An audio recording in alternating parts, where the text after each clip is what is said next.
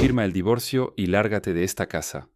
Mi esposa y mi suegra creían que todo mi dinero ya era de ellas.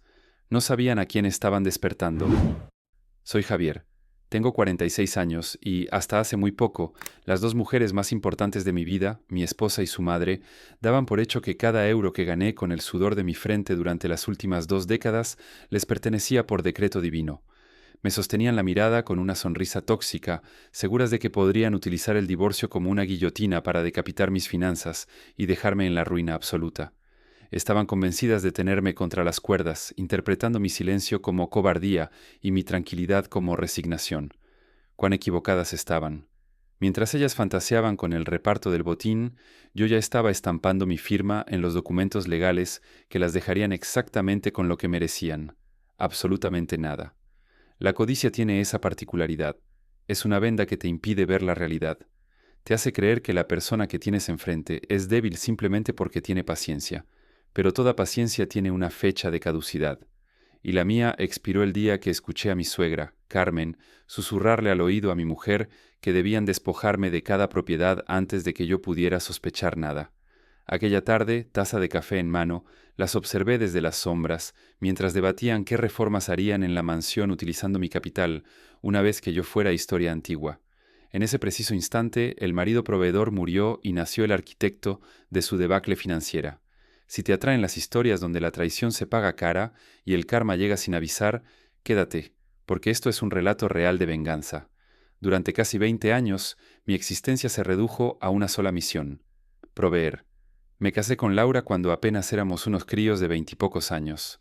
Por aquel entonces no teníamos dónde caernos muertos, solo un puñado de ambiciones y un piso de alquiler que apestaba a humedad. Yo nunca he sabido estarme quieto.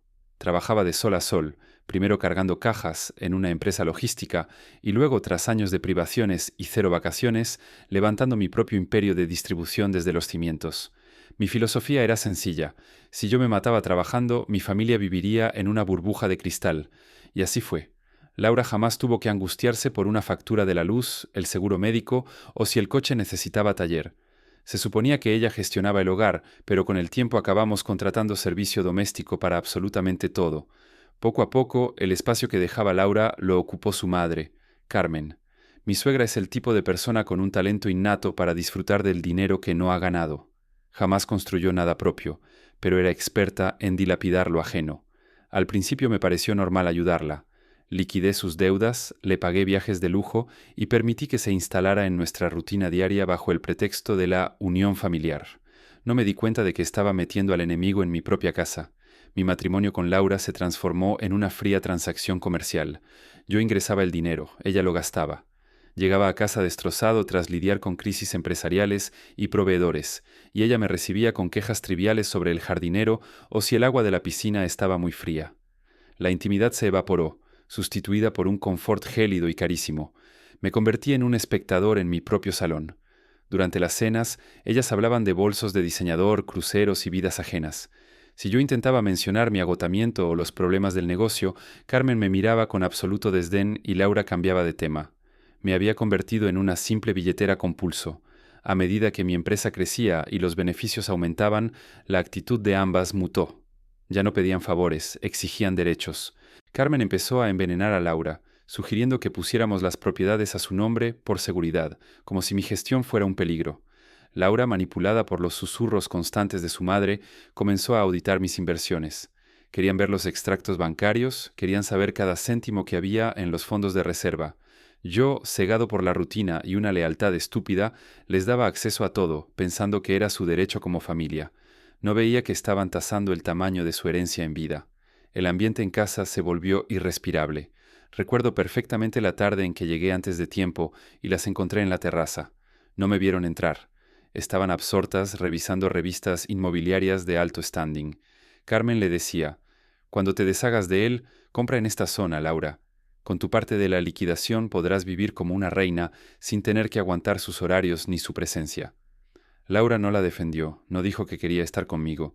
Simplemente asintió y dobló la esquina de la página. Me quedé petrificado detrás de la puerta de cristal. Sentí un vacío en el estómago, como si me hubieran dado un golpe seco, pero no emití sonido alguno. Mi naturaleza es analítica: observar, procesar y ejecutar. Me retiré en silencio, subí a mi despacho y por primera vez en años eché la llave. Esa noche diseccioné mi situación financiera. Todo lo que teníamos, la residencia principal, la casa de verano, las inversiones, los coches de lujo, se había construido bajo el régimen de gananciales. Había sido lo suficientemente ingenuo para creer en él hasta que la muerte nos separe. Ellas sabían que legalmente tenían derecho a la mitad de mi imperio, pero su ambición no conocía límites. No querían la mitad, querían el control total y verme fuera de la ecuación, pero con los bolsillos vacíos. Carmen se dedicó a martillar la conciencia de su hija a diario, repitiéndole que había desperdiciado su juventud a mi lado y que ese sacrificio tenía un precio muy elevado. La transformación fue palpable. Laura pasó de ser mi esposa a comportarse como una inspectora de Hacienda hostil y distante. Cualquier conversación acababa convirtiéndose en una disputa económica. Si yo decidía invertir en maquinaria nueva para la empresa, ella lo interpretaba como un robo directo a su bolsillo personal. Comprendí entonces que ya no dormía con mi mujer, sino con una auditora implacable que solo esperaba un paso en falso.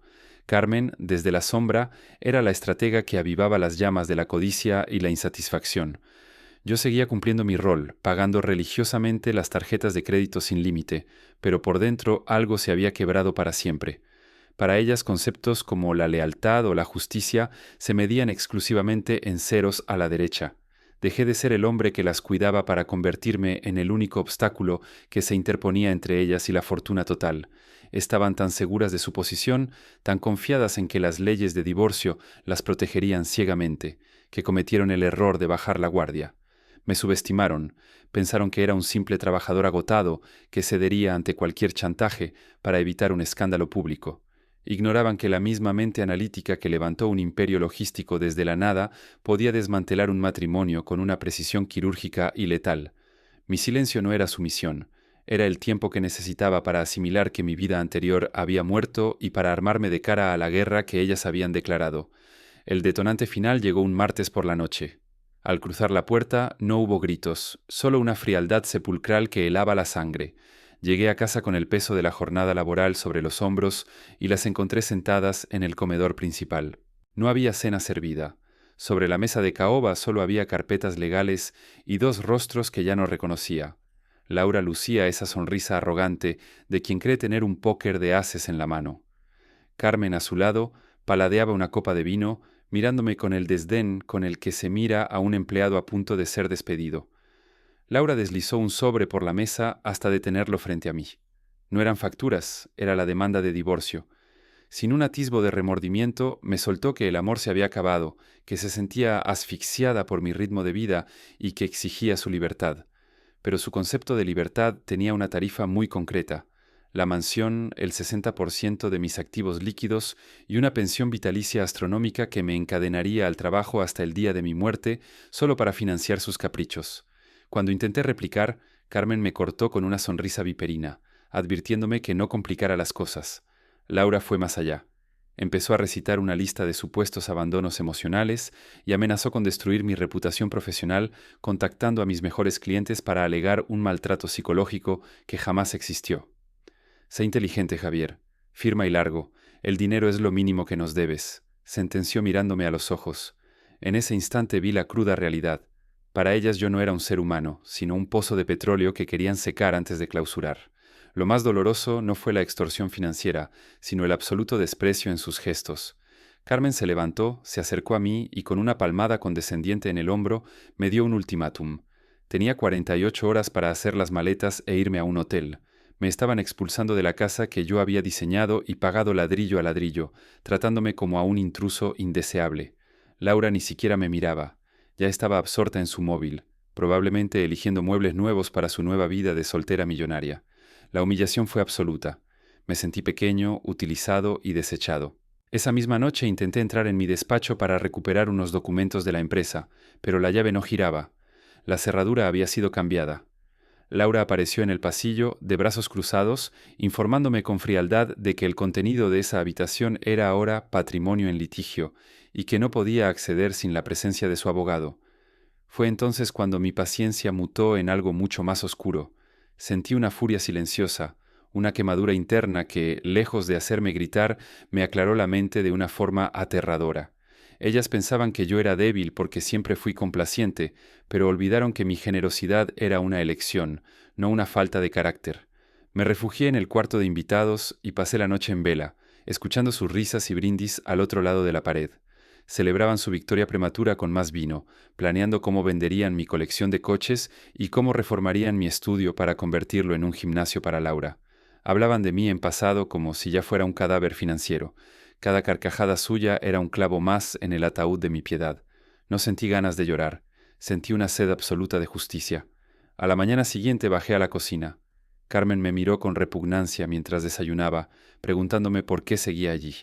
No me molesté en responder. Me serví café con mano firme.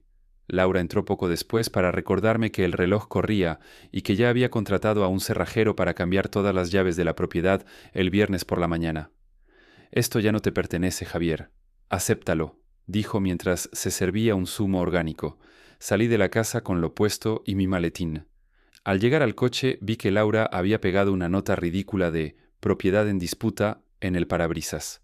Subí, cerré la puerta y me quedé un minuto en silencio, apretando el volante hasta que los nudillos se me pusieron blancos.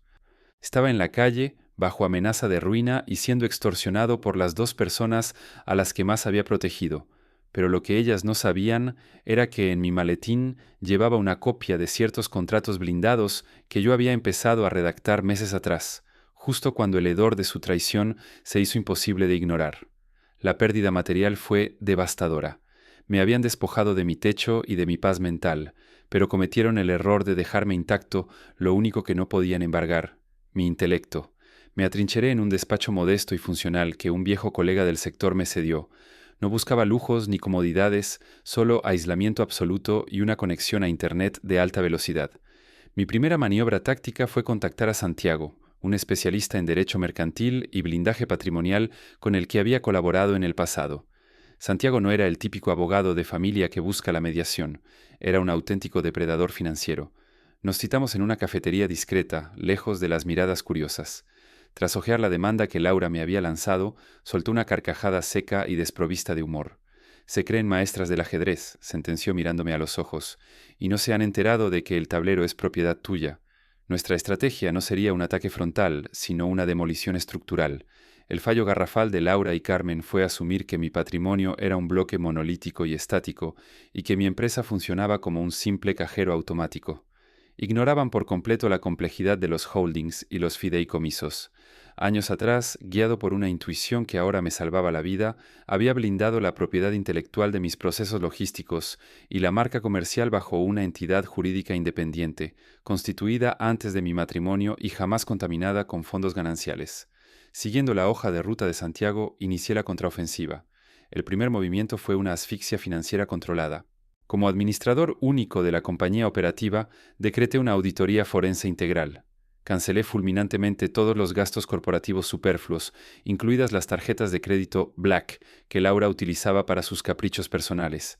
Sabía que esto desataría su furia, pero legalmente, ante la sospecha de irregularidades contables, mi deber fiduciario era congelar el flujo de caja para salvaguardar los intereses de los socios minoritarios y mi propio fondo de pensiones. Me pasé noches enteras escrutando con lupa cada factura que Laura había colado en la contabilidad durante los últimos 5 años. El hallazgo fue demoledor. Bajo la tutela de Carmen, había desviado capital sistemáticamente para costear reformas integrales en un inmueble que mi suegra mantenía en secreto a su nombre. Aquello tenía un nombre jurídico muy feo: fraude. No dije ni una palabra. Archivé cada recibo, cada transferencia bancaria y cada firma falsificada en un servidor encriptado. Estaba forjando una celda de hierro a su alrededor, barrote a barrote, mientras ellas imaginaban que yo lamía mis heridas en un rincón. Mi paciencia se convirtió en mi arma más letal. Laura me bombardeaba a diario con llamadas histéricas. Le habían denegado el acceso al club de campo y no podía pagar a su instructora de yoga. Yo recibía sus insultos con una serenidad glacial. Estamos en medio de una auditoría, Laura. Es el protocolo estándar, le repetía con voz monótona antes de cortar la comunicación. Carmen intentó extorsionarme, amenazando con filtrar historias falsas a la prensa sensacionalista. Mi respuesta fue un lacónico mensaje de texto: proceda como crea conveniente. Sabía que el miedo es un pésimo consejero, y ellas empezaban a sentir su aliento en la nuca. La estocada maestra fue ejecutar una cláusula de rescisión en el contrato de alquiler de la sede corporativa. El edificio donde operábamos pertenecía a una sociedad de inversión bajo mi control total. Sobre el papel, mi empresa operativa adeudaba meses de alquiler a mi holding, una deuda que yo había dejado acumular estratégicamente. Al reclamar judicialmente ese pago, la empresa operativa entró en un proceso de insolvencia técnica controlada.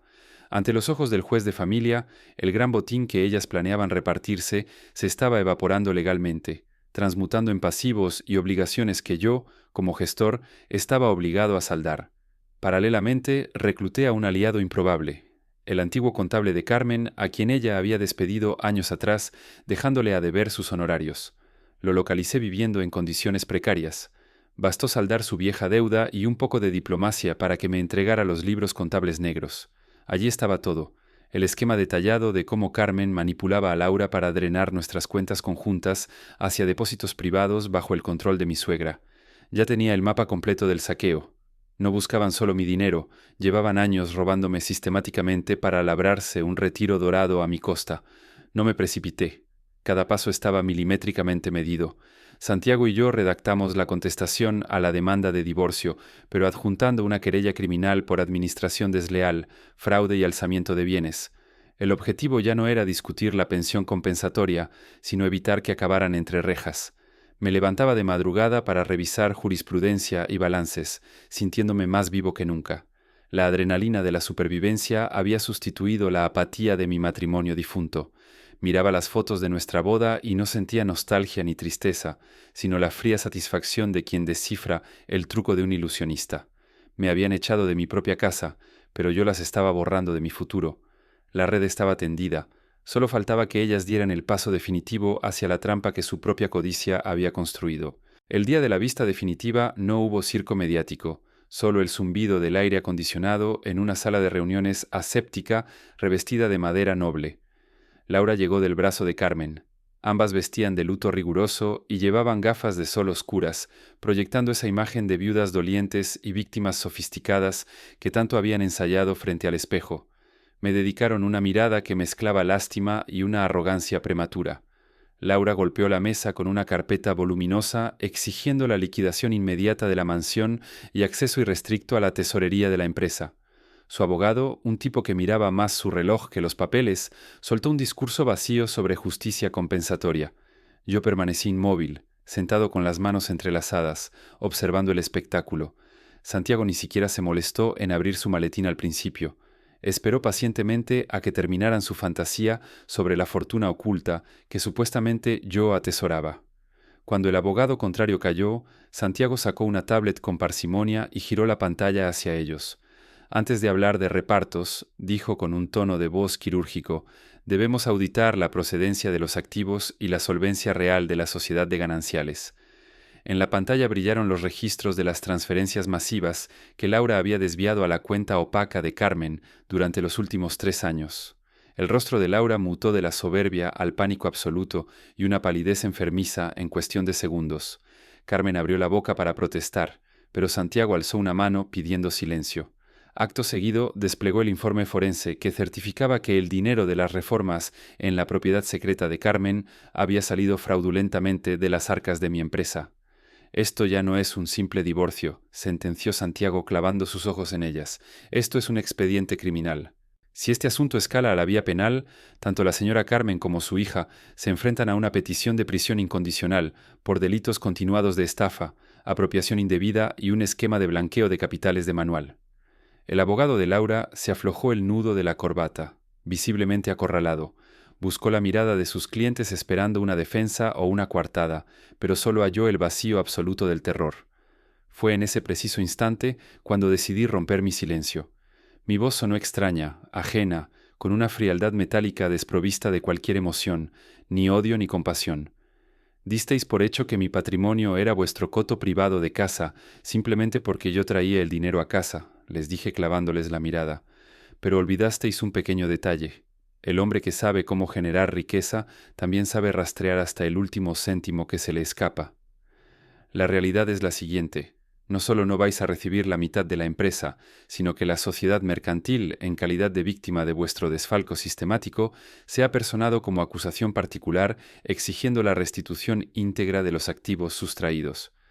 La jugada maestra fue deslizar sobre la mesa la notificación judicial del embargo preventivo que ya pesaba sobre la propiedad secreta de Carmen y sobre la residencia conyugal. Debido a la insolvencia técnica que yo mismo había orquestado en la filial operativa y a las deudas millonarias contraídas con mi matriz, esos activos ya no formaban parte del pastel a repartir en el divorcio. Ahora eran garantías ejecutables para pagar a los acreedores, y daba la casualidad de que el acreedor principal era yo mismo, a través de mis sociedades patrimoniales. Laura empezó a temblar como una hoja. «No puedes hacernos esto, Javier. Soy tu mujer», murmuró con un hilo de voz. Aquella palabra, mujer, sonó hueca, casi obscena en sus labios.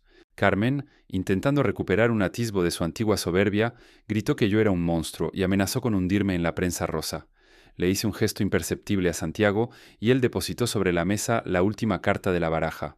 Un acuerdo transaccional con renuncia expresa a cualquier reclamación económica futura y una cláusula de confidencialidad blindada, a cambio de retirar la querella criminal. Tenéis 10 minutos de reloj, sentencié poniéndome en pie. Si firmáis ahora podéis quedaros con vuestros objetos personales y el saldo actual de vuestras cuentas privadas. Si no firmáis, al salir de aquí iremos directos a la Fiscalía Anticorrupción. Y te garantizo, Carmen, que esa casa que reformaste con mi dinero saldrá a subasta pública en menos de 30 días para saldar la deuda con mis socios.